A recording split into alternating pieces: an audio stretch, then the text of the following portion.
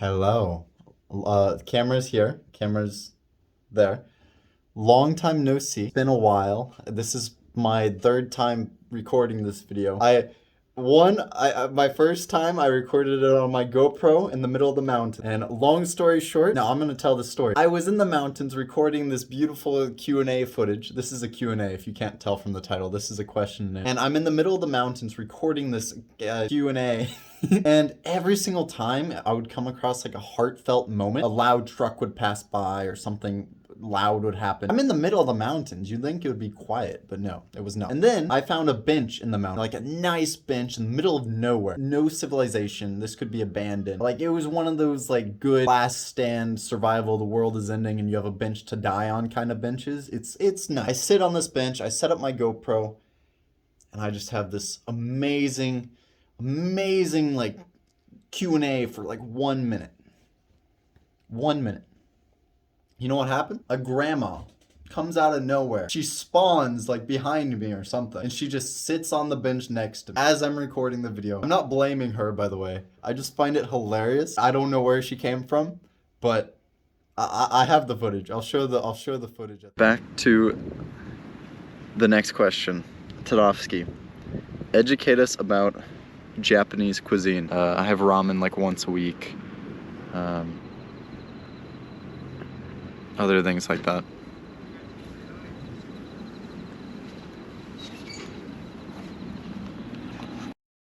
Oh, my friend is texting me. Okay. Anyway, why is this my third time recording it? Because the second time I recorded with my phone vertical. Right now my phone is balancing on a pillow. Oh boy. Oh, is the pillow in the camera? Lastly, we're on my third take, but it's okay. It was between record this video and to get a haircut. And yeah, you can tell which one I chose. First question we have from Muse. He says, I hope this question isn't too awkward. What do you miss the most about America compared to Japan? It's not awkward. This is a great question. This is a fantastic question. Thank you, Muse. This is great. What I miss the most about America, being near your family and friends. I had to simplify the answer. It's so taken for granted being near the people who make you comfortable and who you can talk to. Even if you live like 3 hours away, even if you only see them once a month, once every few months, once a year, even that is like you have the option to see them anytime. Living 3 hours away, you can go if you have an emergency. You can do this if you have an emergency.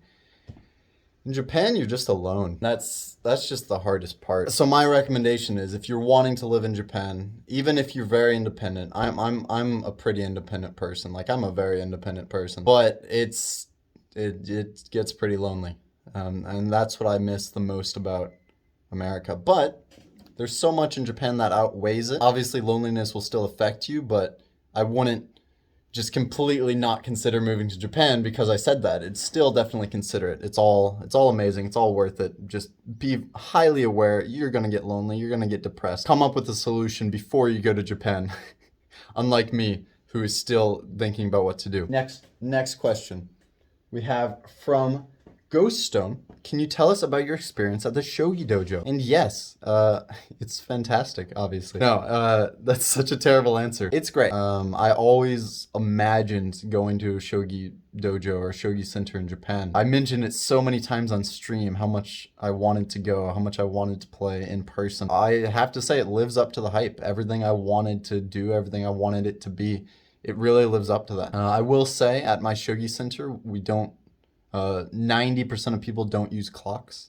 The only people who use clocks are the ones playing in the morning tournament or the four dans who just want to use a clock. But I'm a Shodan, and we don't really use clocks, and so that can cause some games to go on for a while. My longest game at the Shogi Center, I believe, was about 2 hours. It was a 2-hour long game. I don't even remember if I won or lost because it was so long. I think by the end of it, me and my opponent were just done. We both played our heart out. Like no one gave up. It was a really good game. And my opponent was cool. He was nice. Negatives about the Shogi Center. If you're a foreigner, just be aware there are some racists.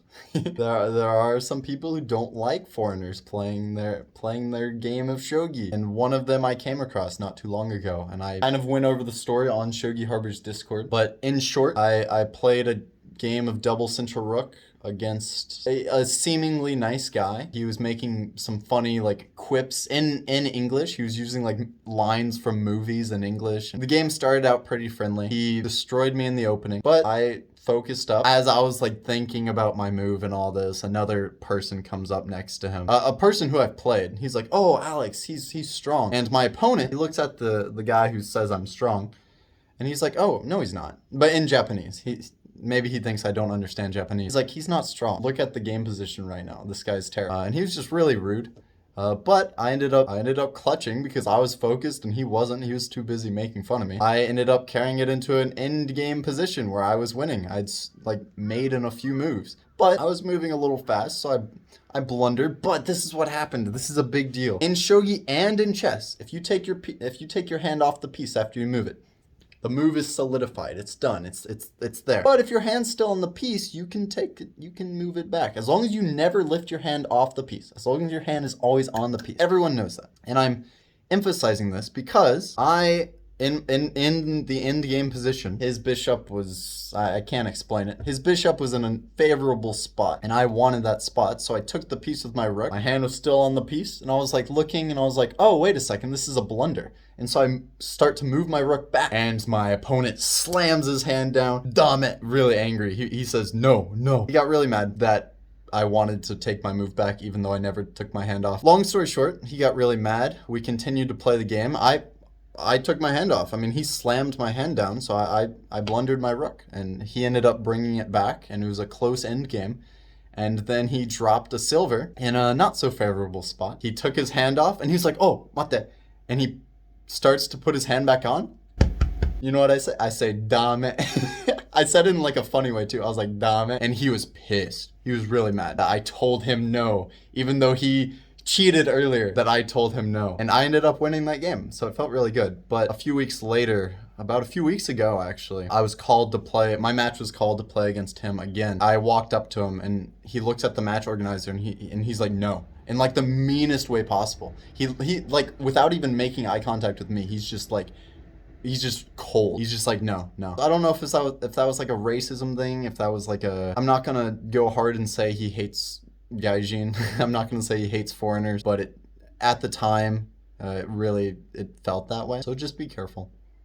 And that's my answer to that question. But the next question, moving on. Tadovsky, educate us about Japanese cuisine. Well, Tadovsky, let me tell you. It's Japanese food. I have a thing called Crohn's, so I have to be very careful about what I eat, or basically my body just hates me. So I can't experience Japanese food like a lot of other people can. But sushi and ramen and all of the curry and everything, like, it lives up to the hype. It's amazing. I miss American food sometimes. Sometimes I like crave some good Mexican food. There's not much in Japan. However, there is a lot of Japanese food. There's a lot of like Indian curry places and Indian food. A lot of Indian food, to be honest. Both of those don't really exist inside of America. Or if they exist, they're really expensive and they're all like fancy, or not fancy, just kind of too expensive sometimes. Sushi's very expensive in the US. In Japan, I can get like a plate of sushi for like $5. It's great. That is my education on Japanese cuisine. Next question. Thank you, Tadovsky. Mulberry. How do you like public baths, aka onsens? Public baths and onsens, I guess, are a little bit... Nah, I guess they're the same, or different. Onsen and public bath, the same. Okay, well, I looked it up. They're a little bit different. Onsens, I've never been to a public bath, like a sento, but in onsen, I love them so much. They're so relaxing. And you just, I don't care about being nude in front of people. I did theater for like 8-9 years of my life. Getting changed and being nude in front of people is not any concern of mine. They're great.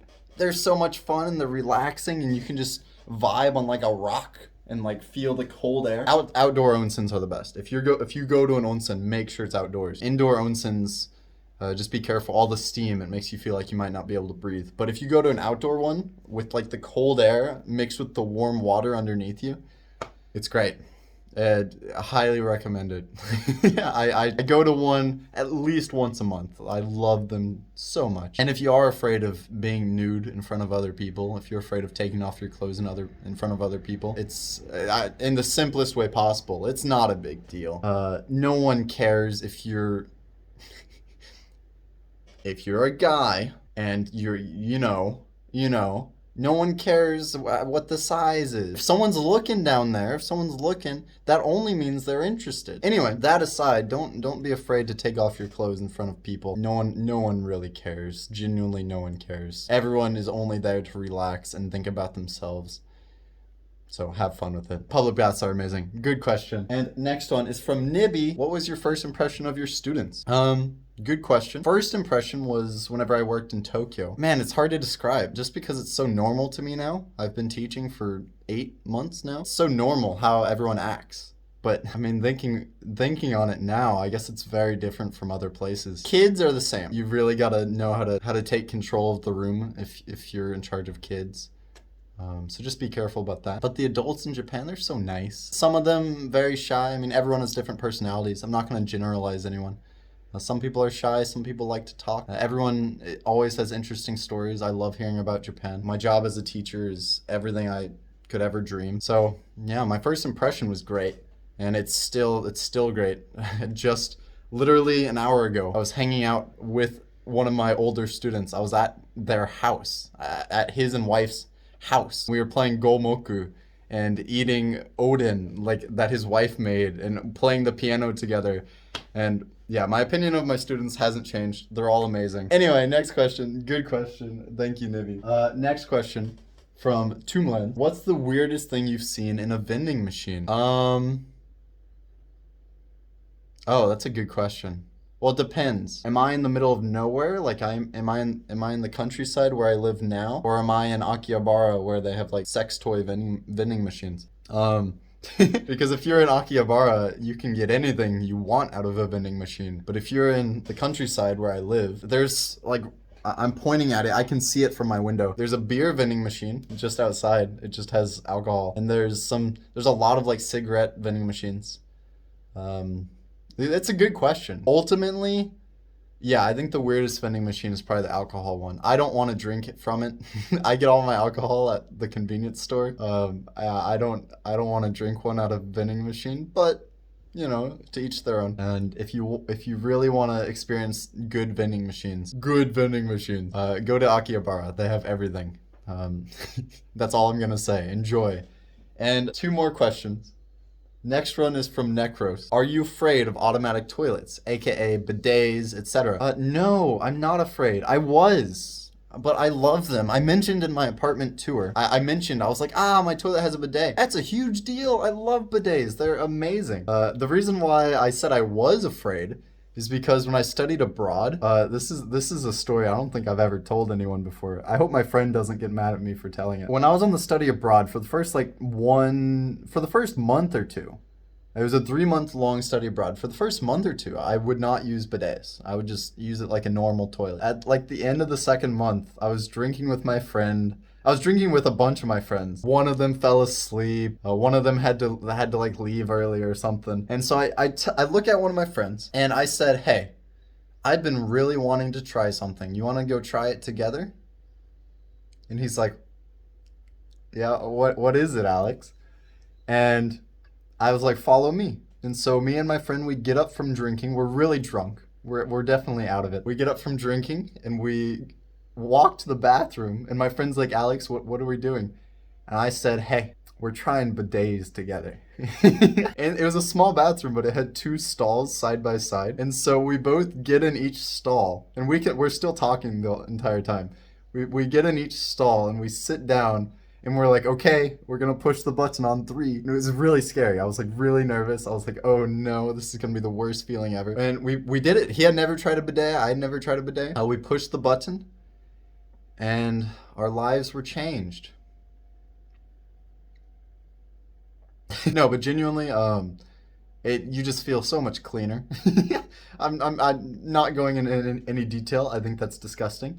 But bidets, you need one. I'm going back to the US in like a month, and I asked my parents to buy me a bidet.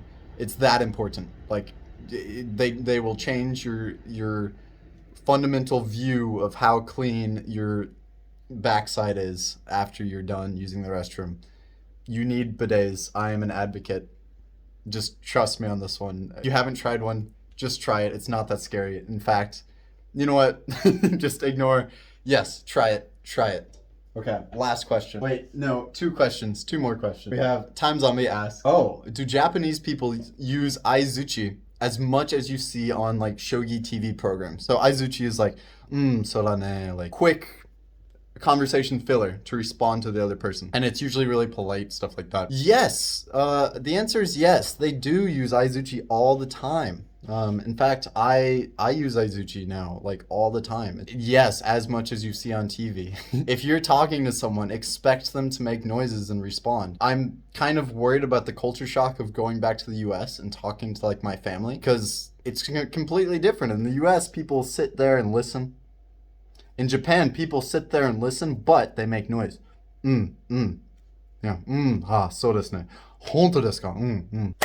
Completely different. If no one responds to my ramblings, then I'm just a lunatic, you know? Yeah, no, so Izuchi is really important. It's not anything you have to worry about if you're coming to Japan as like a visitor. Probably you'll either pick it up naturally or you won't notice. It's not a big deal. After living here for 8 months, yes, I use it all the time. It is very important. And I literally used it today. All right, and we have one final question from Shogi Harbor. What is a Japanese word or phrase you thought you were using properly, but you were utterly proven wrong in Japan? Oh, I wrote it down. Hold on. I had to look at my phone. So the answer to Shogi Harbor's question, the answer is my own name. I was taught only because my name is Alex, but legally it's Alexander. So I've only ever written like in Japanese class. I only ever learned my name like Arekusu. I only learned like the katakana for my name. So it's always just Alex. Whenever I got to Japan, I had to fill out a bunch of legal documents and stuff. And all of a sudden, they added Alexander to my name. They added the last part to my name because that's my legal name. And oh my gosh, it makes my name so complicated. And I don't even know how to spell it anymore because there's like a million different ways to spell it. Literally, I think on multiple legal documents, my name is spelled differently here. I know it's not exactly the answer to your question, but it has been my biggest struggle in Japan is writing my name on legal documents. And it has caused me so many issues. I can't even express. Yeah. All right. Well, that is the end of the Q&A. I hope you enjoyed. And with that, hope you all have a good one. I have to go hang out with my friend now. I just realized it took me about an hour to record this. So I'm going to go hang out with my friend. I'm going to enjoy tonight. And everyone who's watching this, enjoy the rest of your day. Enjoy the rest of your night, wherever you are. I'll probably make another video. So with that promise of possibly making another video, subscribe. I want number to go up. It makes me feel good. Otherwise, keep practicing shogi. I'll probably see you online. So take care. Bye-bye, everyone.